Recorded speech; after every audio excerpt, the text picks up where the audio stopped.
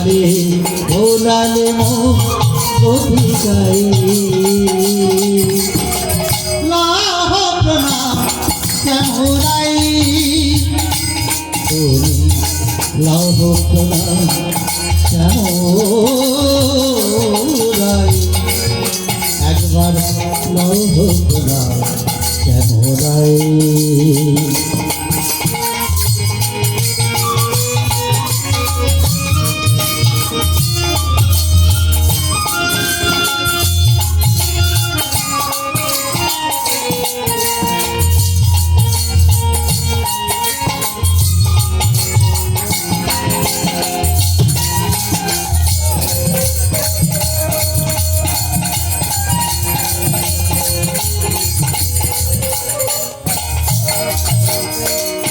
তুমি রাখাল দরে বংশীবদন ব্রজাঙ্গনার মদন মোহন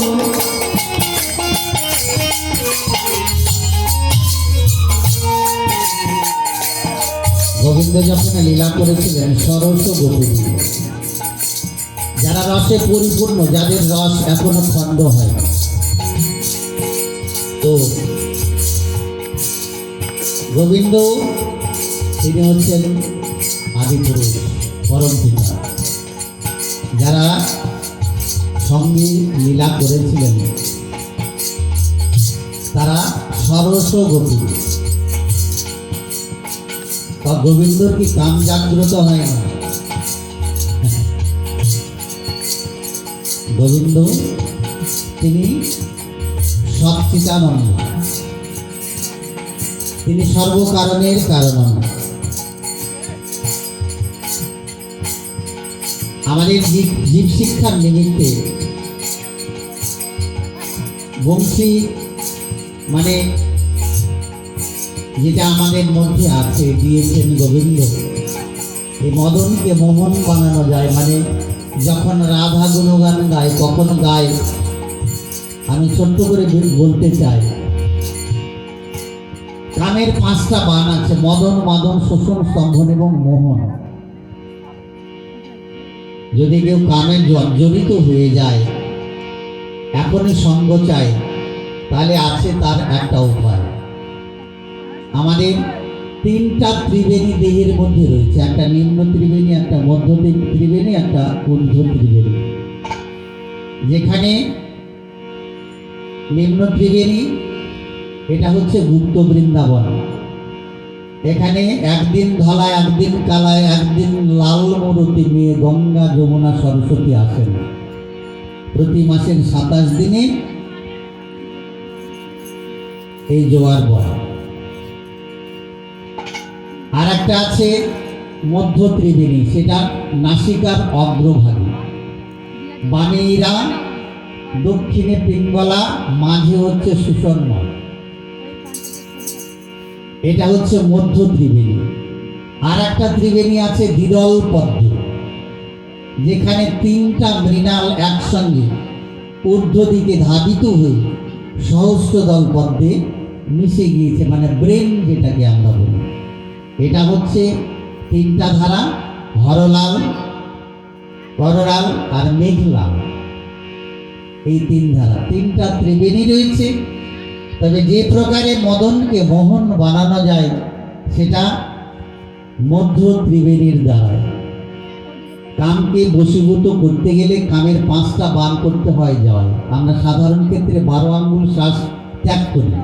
যখন কোনো কিছু কর্ম আমরা না করে বিশ্রাম অবস্থায় থাকি, তখন আমরা শ্বাস ত্যাগ করি 12 আঙ্গুল, নিই 8 আঙ্গুল। কর্মক্ষেত্রের এটা কিন্তু বেড়ে যায়।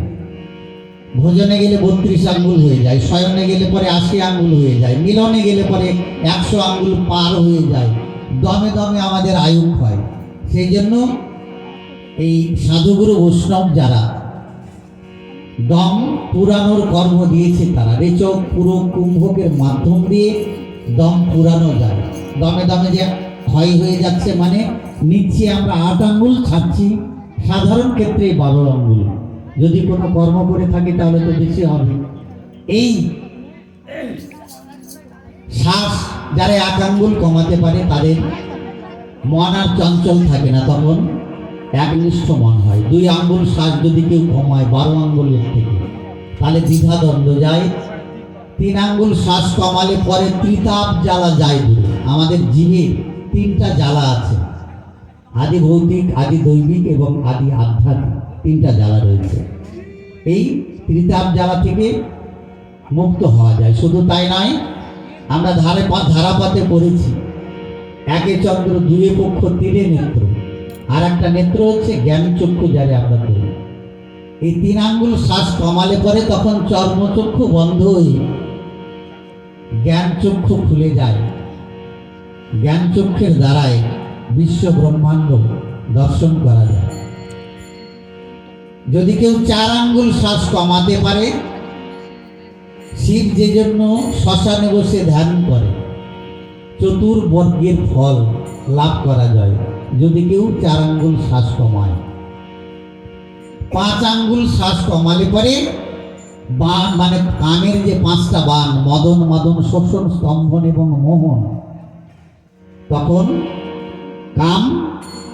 কাম জ্বালা তখন থাকে না, তখন মদন মোহন হয়ে রাধা গুণগান গায়। জয় জয় রাধা গোবিন্দ প্রেমানন্দে, হরিবল হরিবল হরিবল। তুমি রাখাল গণে বংশী বাদন ব্রজঙ্গনা মদন মোহন।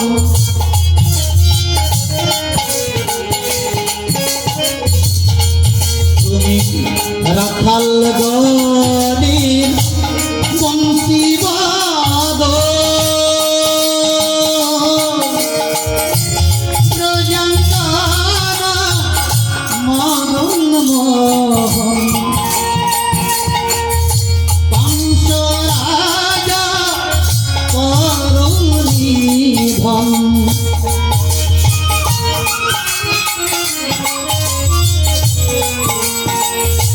কংস, আপনারা জানেন মথুরাতে কংস ধ্বংস করেছিলেন গোবিন্দ। কংস মানে যদি আমরা সন্ধি বিচ্ছেদ করতে যাই, তাহলে প্রথমে ক লিখব, তারপরে যুক্ত কার, তারপরে অংশ, মানে ক অংশ। আমাদের দেহটা কয় অংশ? আমাদের দেহের মধ্যে মা দিয়েছে 4টা অংশ। সেটা কি? রক্ত, মাংস, চুল, চর্ম, মায়েরা দিয়েছেন। আমার দেহের যা নির্মাণ ক্ষেত্রে মা দিয়েছে 4, বাবার দেয়া আছে 4টা বস্তু। সেটা কি? অস্থি, মজ্জা, নখ আর দন্ত, মানে শক্ত জিনিসগুলো বাবার। তাহলে মায়ের 4, বাবার 4, গুরু দিয়েছেন 10, 5টা জ্ঞানেন্দ্রিয়, 5টা কর্মেন্দ্রিয়। তাহলে মায়ের 4, বাবার 4, গুরু দিল 10, 18 অংশে মানব দেহ বস। কংস ধ্বংস করেছিলেন গোবিন্দ, এখনো ধ্বংস হয়। যখন আমার মধ্যে তিনি আর নাই, তখন 5-এ 5 মিশে যায়। ক্ষিতি অতেজ মরুদ্বম, ঘাড়ে এসে তখন ধরে জম। জয় রাধা। কংস রাজা করুণিধন।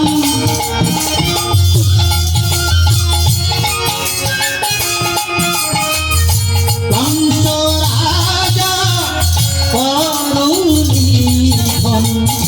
পূর্ণ তীর্থ মথুরায় লবণা শ্যামদায়। তুমি লবণা শ্যামদায়। একবার লবণা শ্যামদায়। জয় জয় রাধা গোবিন্দ প্রেমানন্দে, হরিবল হরিবল হরিবল হরিবল।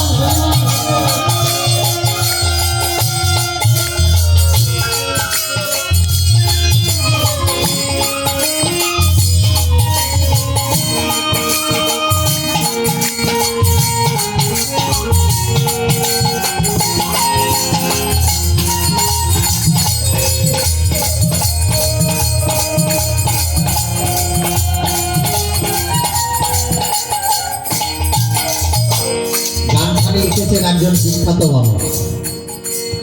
ভাববেন তিনি এরকম মানুষ এরকম গান রচনা করতে পারেন। হ্যাঁ বাবা, তিনি হচ্ছেন গৃহী বাউল। তেনার পিতা প্রখ্যাত তাত্ত্বিক কবি ক্ষীরোদলাল সরকারের সুযোগ্য পুত্র সতীশচন্দ্র সরকার, যিনি গাজল কলেজের বাংলা মাধ্যমের প্রফেসর ছিলেন। বর্তমানে রিটায়ার করেছেন, অবসর গ্রহণ করেছেন। তিনি আমার কাকা গোসাই। তিনি বললেন, সতীশ বলে বংশীধারী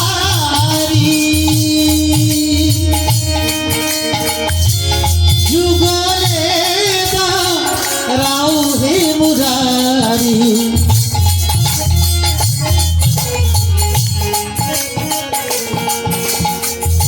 তাহলে আমরা যুগল দর্শন করতে পারি। সাধক কবিরা যখন লিখেছেন, আমরা যে রাধা গোবিন্দ মূর্তি দেখছি, এটা আমাদের ভক্তির রূপ দিয়েছি তাই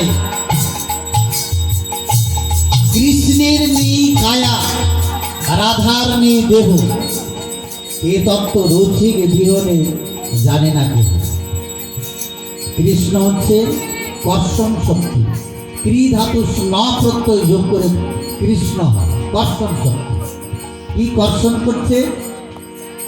তাহলে চলুন আমরা একটু 16 নাম 32 অক্ষরে যাই। আচ্ছা, কথা বললে অসুবিধা হচ্ছে না? গান শোনাবো না যদি বলেন?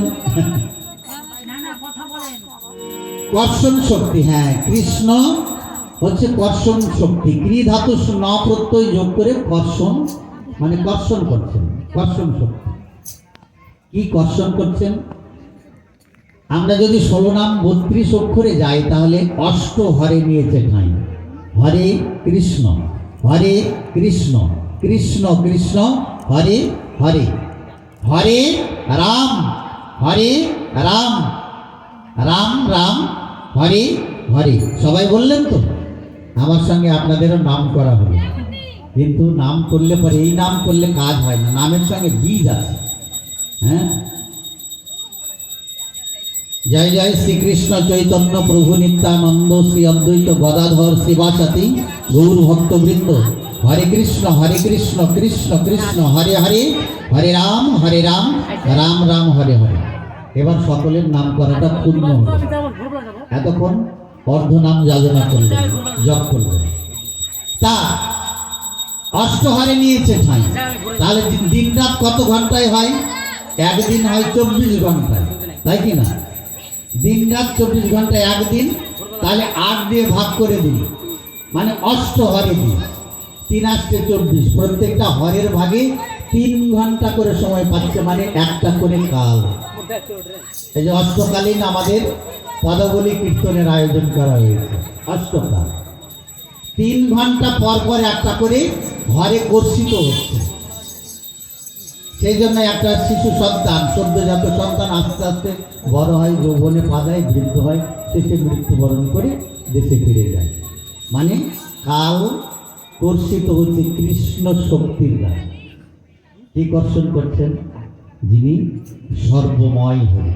আমরা কি বলি? জয় জয় সাধুগুরু বৈষ্ণব প্রেমানন্দে। কি বলবেন? কি বলবেন? ওমা, হ্যাঁ, হরিবল। বাহ, রাধা গোবিন্দ প্রেমানন্দ হরিবল, মা কালী প্রেমানন্দ হরিবল। মানে কিছু বলার না বল, মুখে একবার হরিবল আর ব্রজের পথে চল। জয় জয় রাধা গোবিন্দ প্রেমানন্দ হরিবল। তাহলে রাধা গোবিন্দর আমরা রূপ দর্শন করবো কেমন করে? এই জন্য গুরু আশ্রিত হওয়া অবশ্যই প্রয়োজন। এগুলো নিগুড় তত্ত্ব কথা।